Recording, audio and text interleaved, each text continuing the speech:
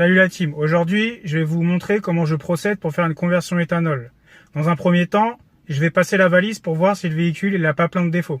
Après, si le véhicule n'a pas plein de défauts, là je vais commencer à faire des logs avec le véhicule. Donc je vais prendre l'injection court terme et l'injection long terme.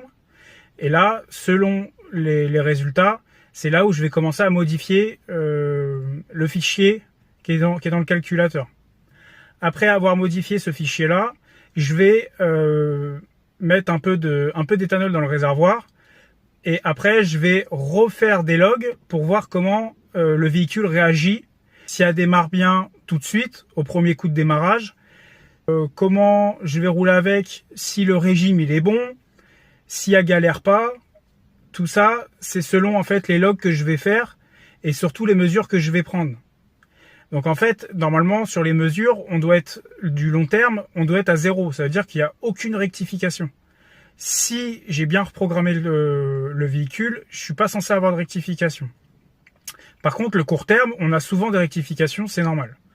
Il rectifie toujours par rapport à la température de l'air, par rapport à l'air qui est admis dans le moteur, par rapport à la température de votre carburant, enfin par rapport à plein de choses qui sont prises en compte. Et là, il va rectifier. Et ça, c'est surtout par rapport à la première sonde lambda, c'est elle en fait qui va, par rapport à l'oxygène qui sort du moteur, c'est là en fait où on va avoir une rectification et qui va vouloir ajuster ou réduire l'injection.